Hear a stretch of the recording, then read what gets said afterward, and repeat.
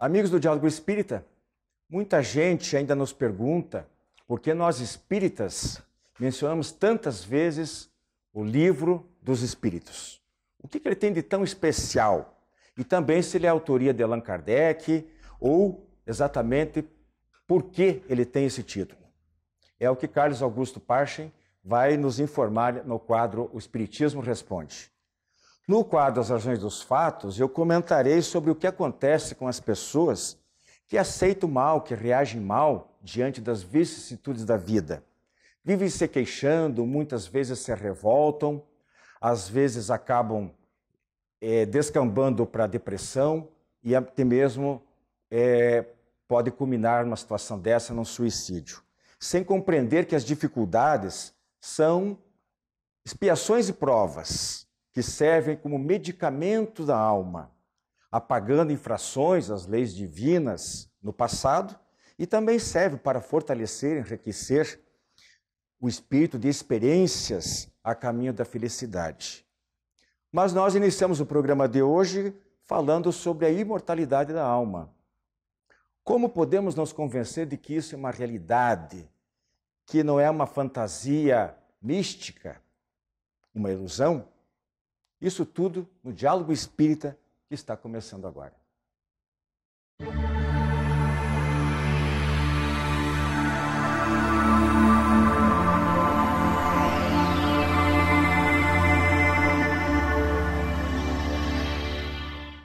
Olá, amigos! No nosso tema livre de hoje, conversaremos a respeito da imortalidade da alma, a convicção que nós podemos ter a respeito desse assunto. Conosco estão o Joilson e o Irajá, que responderão as nossas questões, muitas delas enviadas, são questões frequentes, né, daqueles que nos assistem, e que tentam abordar alguns aspectos desse tema que é instigante. Somos imortais? Quais são as provas disso? Kardec nos dizia, na introdução do Livro dos Espíritos e em uma parte do Livro dos Médiuns, ele nos dizia que antes de nós conversarmos com as pessoas a respeito da comunicação mediúnica, das aparições de espíritos, da possibilidade de ouvirmos aqueles que já partiram e que continuam nos amando ou nos quais nós temos interesse, nós devemos, antes de conversar sobre esses assuntos, procurar saber se a pessoa que nos ouve, pelo menos acredita que é um espírito, ou que tem uma alma, que essa alma é imortal. Não adianta estudarmos sobre a comunicação sem termos antes uma convicção pessoal, ou daquele que nos ouve, sobre a imortalidade do espírito, sobre a sua existência. E é sobre isso que nós vamos conversar. Nós vamos pedir primeiro ao Irajá, que conosco começamos pelo mais alto hoje, pela direita, que nos diga, já que estamos falando a respeito da imortalidade da alma, da crença ou não nessa imortalidade, isso é, do espiritualismo, nós temos em contraponto, não é, o sistema materialista, daquelas pessoas que não acreditam nessa imortalidade. O que você pode nos dizer a respeito do sistema materialista? Olha, um pouco antes eu gostaria só de fazer um comentário com relação às religiões. Uhum. Nós temos hoje no mundo mais de 10.000 religiões. E o ponto em que a maioria delas se encontra é exatamente na convicção da imortalidade da alma. Uhum. A grande maioria, seja evangélica, católica, islâmica, todas as grandes religiões, a maioria acredita na imortalidade da alma. Certo. Pode ter uma diferença depois. E aqueles certo? que são materialistas, qual é a posição Aí deles? é que está. Poucos são materialistas. E o materialista diz que nós nascemos na encarnação, ou seja, quando nós somos criados, e quando nós morremos, voltamos para o todo de onde nós viemos e encerra a nossa vida aí. Somos só corpo. Somos só corpo e a partir da hora que nós morremos, nada mais vai persistir. Dizem, né, alguns pesquisadores do materialismo, que nós temos aqueles materialistas que gostariam de crer, que estão abertos às pesquisas, que procuram as experiências científicas, as cogitações filosóficas, para tentar entender, não consegue, né? Mas são materialistas abertos à pesquisa, ao raciocínio, ao entendimento do universo e da vida. E que tem aqueles que são materialistas por religião, não sei se você já ouviu falar nisso. Aquele que diz, não acredito que exista em mim alguma coisa além de matéria, e nada, né? Que a gente discuta, mostre, que a pessoa aprenda, que a pessoa leia, vai mudar essa convicção. São pessoas que estão convictas da sua realidade e não mudam, né, de posicionamento de jeito nenhum. Então, é difícil quando nós conversamos com as pessoas a respeito da noção do espiritualismo, entendermos muitas posições de pessoas que são irredutíveis, mas às vezes é uma convicção interior forte ou um absoluto preconceito contra aquilo que não combine com a sua ideia pré-concebida, né, a respeito do universo e do mundo. E, Joilson, qual é a consistência ante a ciência atual da hipótese materialista? Podemos dizer, ante as descobertas científicas de hoje, né, que a hipótese materialista está mais ou menos consistente? Menos consistente, né, Rose? Por quê? Hoje nós vemos, acho que até comentamos isso aqui em programas anteriores, cientistas que se voltaram para esse lado espiritualista, vamos assim dizer, cientistas que se diziam ateus e depois que passaram a estudar mais especificamente a física quântica, eles passaram a acreditar num Deus, né? Então, e eles se diziam assim ateus, eu era ateu, e depois do final das pesquisas dele, ele falou que não tem mais como ele continuar sendo ateu. Dentre esses, nós vamos citar aqui o Amit Goswami, né, que é um físico quântico indiano, que era ateu, e depois ele disse que não tem mais como ele não acreditar em Deus. E hoje nós vemos assim também, né? O que nós conhecemos de matéria no universo? Qual é a porcentagem que nós conhecemos do universo? 5%. O universo conhecido hoje, sabido que é conhecido 5%. Os outros 75% estão aí entre energia escura, matéria escura, né? O restante do universo, 95% do universo.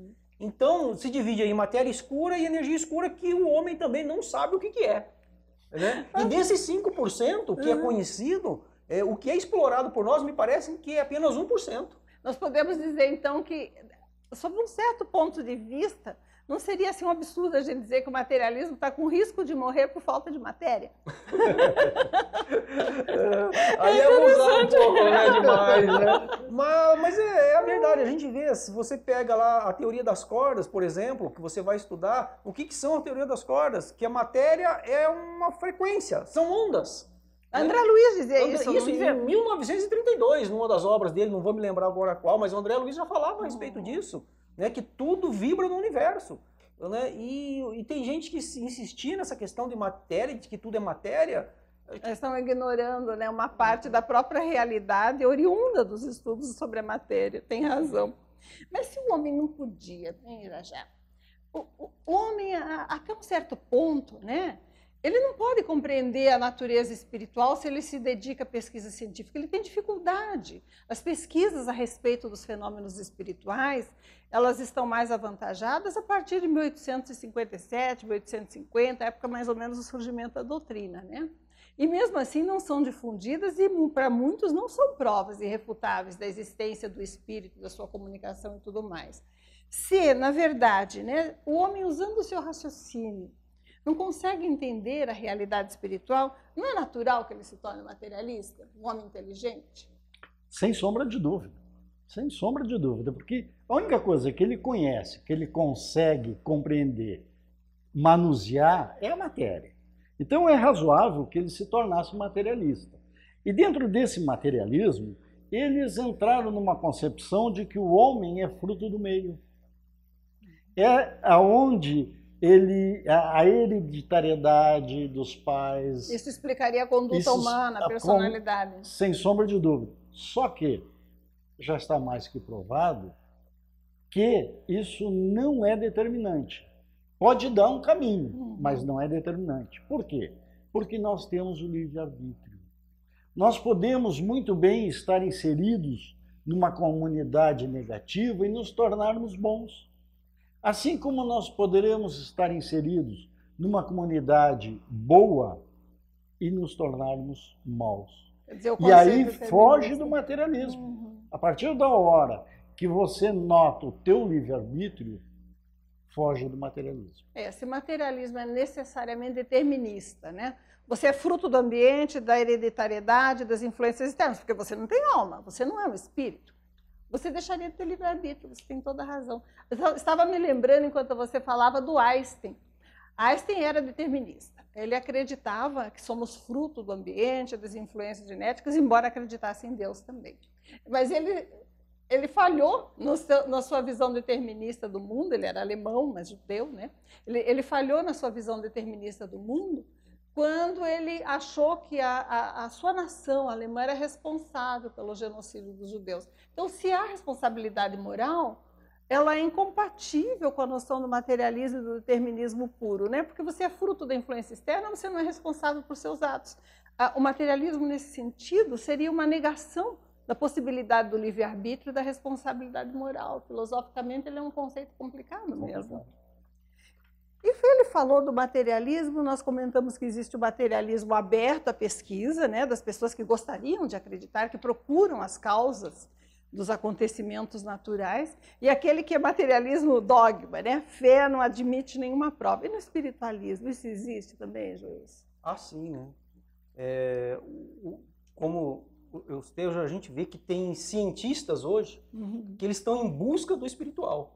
Estão, mas com a mente aberta, né? Aberto para conhecer de tudo, para pesquisar, para conhecer, para querer entender esse lado espiritual.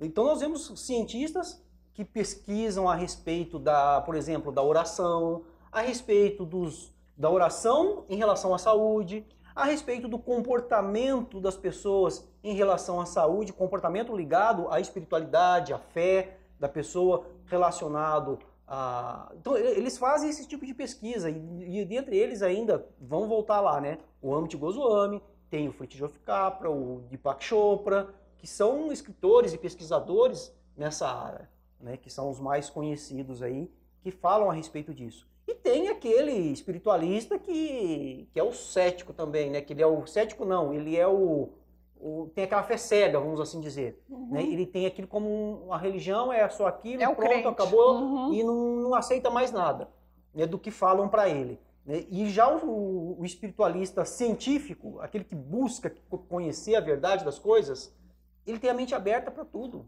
Essa deveria ser a posição nossa, né? Do religioso, também. dos espíritas, do religioso e do que espiritualista de uma forma geral. Né? Mas nós, infelizmente, nós vamos encontrar aí pessoas que se dizem espiritualistas, só que tem aquela, vamos dizer assim, a fé cega.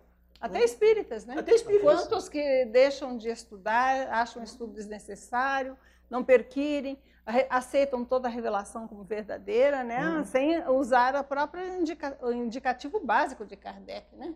Pesquisar, rejeitar os sistemas que não têm prova, aceitar somente aquilo que é comprovado. E o próprio Cristo falou, né? Não acreditais em todos os espíritos. Provai se eles vêm da parte de Deus. Né? O Cristo, João, nem lembro, mas foi... Não sai acreditando em tudo, né? Bem isso. E quando a gente pensa nisso, né? Pensamento, sentimento, vontade, a possibilidade de nós entendermos que eles sejam puramente físicos, né? Ou eles são consequência de alguma coisa em nós que preexiste ou que sobrevive à morte do corpo. Existe algum indício concreto na sua visão, já, nessas pesquisas espiritualistas modernas, lembrando mais acho que das experiências de quase morte, né? Entre outros casos, sem falarmos propriamente da comunicação mediúnica ainda, você entende que temos indícios, temos pesquisas sérias a respeito disso, que indicariam que nós somos mais do que matéria, do que uma máquina que se desagrega, acaba e não fica nada? Temos. A experiência quase-morte é algo que está muito já documentado. Vários casos, várias situações. E eu trago aqui um caso específico, tá? É o neurocirurgião Eben Alexander III, e ele era um cético com 25 anos de profissão. O que aconteceu? Há 4 anos ele contraiu uma meningite bacteriana. E ele viveu essa experiência de quase morte durante 7 dias que ele esteve em coma. E após isso ele escreveu um livro, Uma Prova do Céu. E aí ele narra, com perguntas e respostas, essa experiência de quase morte, que ele passou como cético, basicamente.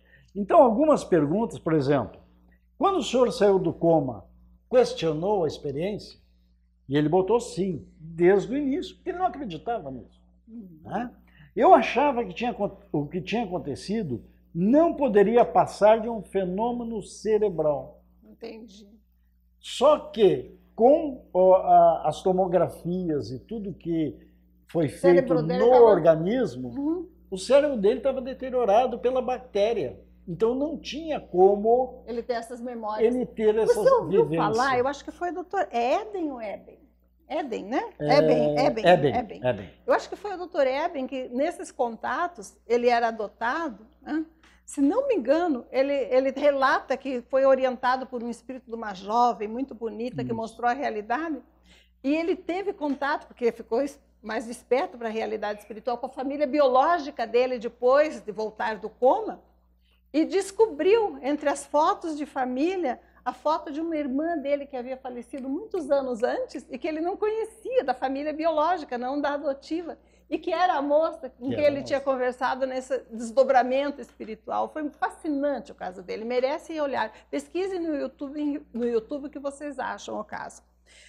Estamos com pouco tempo já, Joilson, mas gostaria que você nos contasse alguma coisa a respeito das memórias de outras vidas, resumindo, que também, né, seria um indício dessa existência... Da imortalidade da alma. Da imortalidade, né? Da alma. Então, aí nós vamos encontrar nas obras, por exemplo, no Brasil, o Dr. Hernani Guimarães Andrade, que ele também ele escreveu um livro relatando ali alguns casos sugestivos de reencarnação. Nós vamos encontrar também na obra do Banerjee, se eu não me engano, também é um outro escritor, um pesquisador a respeito, que ele traz ali relatos de crianças que trazem essas memórias de vidas passadas e comprovadas. Né? E o mais expressivo, eu acredito que seja o Dr. Ian Stevenson, que também já desencarnado, né? Ele escreveu um livro, 20 casos sugestivos de reencarnação. E ali ele conta um caso muito interessante de um indiano, né? De uma criança indiana, que ela falava assim, eu não moro aqui, ela tinha nascido numa casta inferior à que ela havia pertencido. Ele falava assim, você não é meu pai, você não é minha mãe, eu não moro nessa casa. A minha casa é em tal local, é assim, assim, eu tenho servos que tem que zelar por mim, eu tenho criados. Ainda? Né? Criança, adolescente, né? Rebelde desse jeito, né? Aí pegaram ele e foram até aonde ele dizia que ele havia morado. Chegou lá, ele saiu reconhecendo os móveis da casa, tudo, né? E o ambiente onde ele havia morado. A gente podia convidar, né, os nossos amigos, aqueles que nos acompanham, procurem as obras do Ian Stevenson, do Ramendras Banerjee e de tantos outros pesquisadores sobre a reencarnação. As pesquisas científicas existem, né? Nós estamos com o tempo quase esgotado. E gostaríamos de lembrar também que, além desses casos, né, nós temos aquilo que é a base, né, da doutrina espírita. As inúmeras aparições, relatadas desde a Bíblia, desde o Evangelho, e estudadas, né, por cientistas famosos, principalmente na época do surgimento da doutrina espírita, William Crookes, que estudou as aparições de Kate King, e tantos outros casos, provando que nós somos espíritos imortais, que a nossa vida tem uma finalidade, que as nossas lutas têm uma causa e um motivo justo que nos conduz à perfeição, à busca da felicidade, do amor e da beleza. Fiquem conosco, muita paz. A Casa Editora Oclarim divulga há mais de um século a luz e o conhecimento da doutrina espírita com valioso conteúdo, de belíssimos romances a esclarecedoras obras doutrinárias. Conheça, divulgue e compartilhe a lucidez do Espiritismo. Casa Editora Oclarim. Acesse www.oclarim.com.br.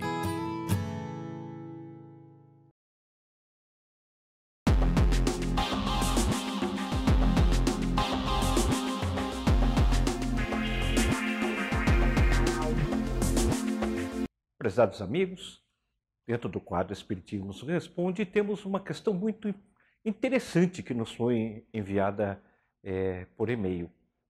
Quem escreveu o Livro dos Espíritos? Os próprios Espíritos? Kardec? os espíritos através de Kardec ou Kardec e os espíritos? Realmente muito interessante. Se fosse modernamente, na publicação de um livro moderno, nós poderíamos dizer que Kardec foi o organizador da obra, não é? Que tem essa figura de coordenador, de organizador da obra. Mas Kardec foi mais que isso, além de organizador, além de gestor da obra, ele teve também a tarefa de estruturar a obra em si e coletar as comunicações dos espíritos de diversas fontes e, ao mesmo tempo, estruturar perguntas que os espíritos pudessem responder.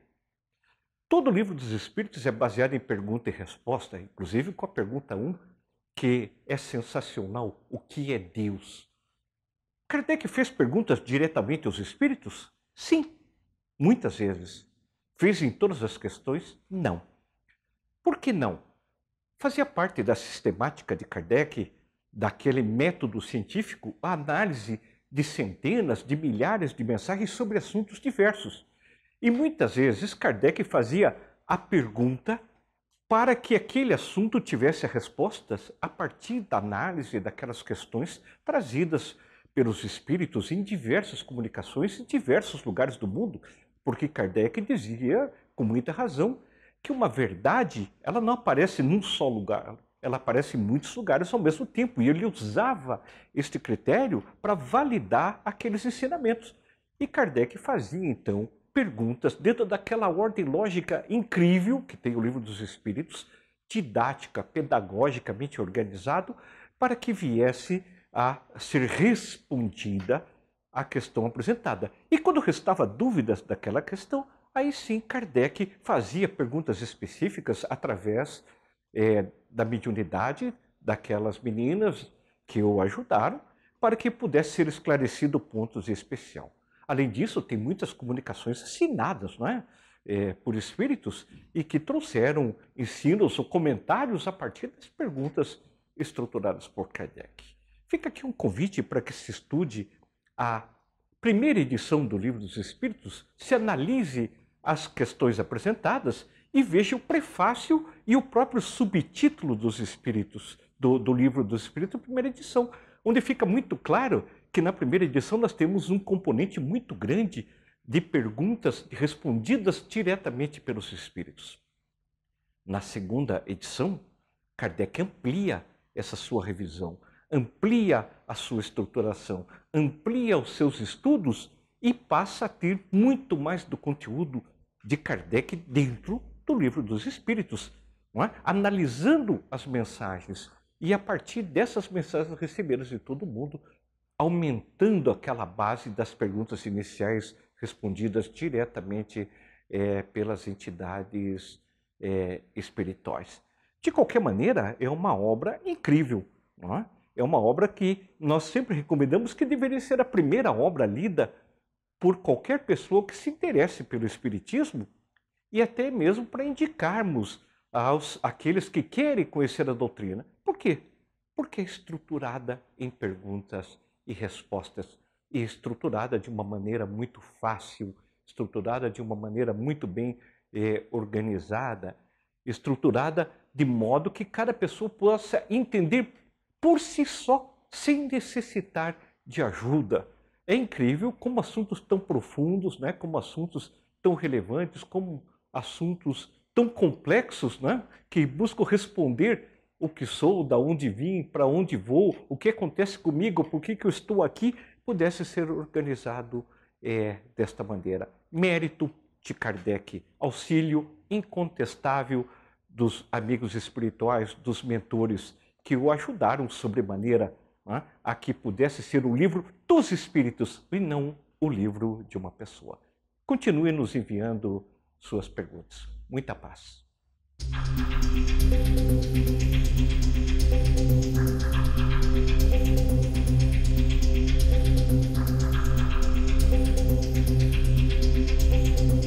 Eu vou repetir o que eu disse no início.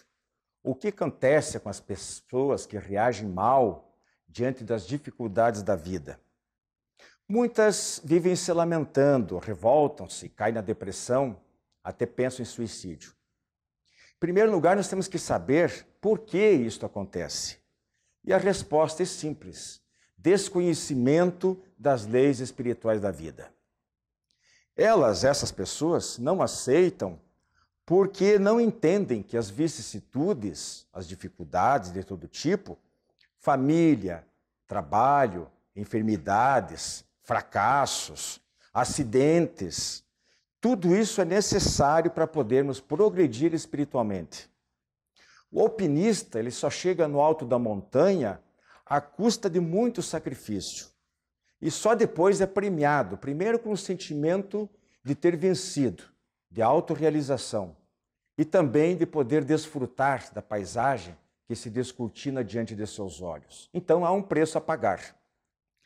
Tudo que nós passamos aqui são lições que servem para corrigir erros do pretérito e nos preparar para o futuro.